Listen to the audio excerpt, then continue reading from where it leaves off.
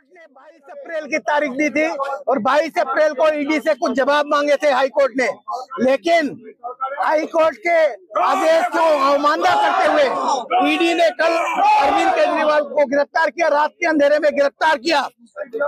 ये लोकतंत्र की हत्या है, ये ईडी और सीबीआई का मोदी जी के द्वारा मिसयूज है, ये ईडी का मिसयूज है, ये अपव्यवहार है। और ये अपव्यवहार किस लिए किया जा रहा है?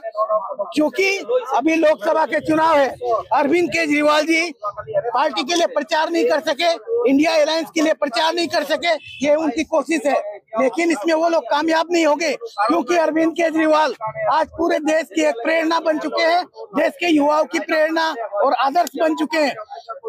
अरविंद केजरीवाल एक विचारधारा बन चुके हैं जो पूरे देश के कोने कोने में आज फैल रहा है। लाखों की संख्या में आम आदमी पार्टी के सैनिक अरविंद केजरीवाल जी की इस विचारधारा को लोगों के घर घर लेके जाएंगे। गणतंत्र बचाई रखा राइजक सजाग करा गतिके आमी गणतांत्रिक पद्धतिरे आमी याते प्रतिबाद কৰিবলৈ আহিছো। আমি এই প্ৰতিবাদ কৰিম আৰু আগন্তুক দিনতো কৰিম, প্ৰতিটা জেগাত গৈ কৰিম, প্ৰতিখন গাঁৱত কৰিম, গাঁৱে চহৰে য'ত কৰিব লগা ৰাইজক আমি সজাগ কৰিম।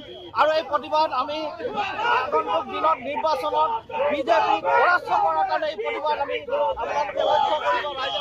কাৰণ দুৰ্ভাগ্যজনক কথা, আমাৰ গণতন্ত্ৰ হত্যা কৰিবলৈ চেষ্টা কৰা হৈছে।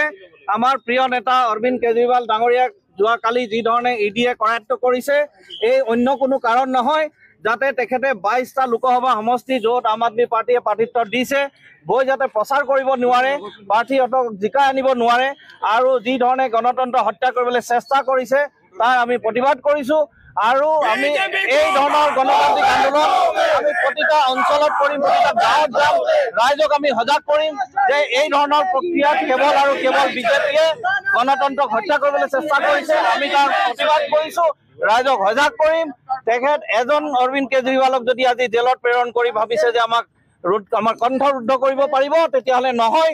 আমি হাজাৰ হাজাৰ চবেই অৰবিন্দ কেজৰিৱাল হৈ গাঁৱে ভূঞে যাম, ৰাইজক সজাগ কৰিম আৰু ৰাইজক আমি কম যে কি ধৰণে গণতন্ত্ৰ হত্যা কৰিবলৈ চেষ্টা কৰিছে আৰু আমি ৰাইজক সজাগ কৰি এই গণতন্ত্ৰ হত্যাৰ যিটো প্ৰক্ৰিয়া হাতত লৈছে তাক আমি বাধা দিম। ইয়াৰ জৰিয়তে আপোনালোকৰ কেনেকুৱা ধৰণৰ লোকচান হ'ব পাৰে বা লাভ হ'ব নেকি? না, আমাৰ লোকচান নহয়। আমি কেৱল আমাৰ নিৰ্বাচনৰ প্ৰচাৰত আমাৰ প্ৰিয় নেতাজনক আমি নাপাম, কিন্তু তথাপিও আমাৰ উচ্চতম ন্যায়ালয়ৰ প্ৰতি আমাৰ বিশ্বাস আছে, আস্থা আছে। তেওঁলোকে এটা উচিত ব্যৱস্থা ল'ব বুলি আমাৰ বিশ্বাস আছে আৰু এই বিশ্বাসতেও আমি নিৰ্বাচনটো আমি আগবঢ়াই লৈ যাম আৰু আমাক ৰাইজক আমি সজাগ কৰিম যে এয়া কেৱল অৰবিন্দ কেজৰিৱালৰ কথা নহয়, এয়া আচলতে গণতন্ত্ৰক হত্যা কৰাৰ চেষ্টা হৈছে। আজি তেখেতক কৰিছে, কালি আমাৰ জনসাধাৰণৰ যিকোনো এজন ব্যক্তিক কৰিব। যেতিয়াই কোনোবা বিজেপিৰ শাসনক চেলেঞ্জ কৰিব, শাসনক লগ দিবলৈ নিবিচাৰিব, তেতিয়াই তেওঁলোকে এনেধৰণৰ তেওঁলোকক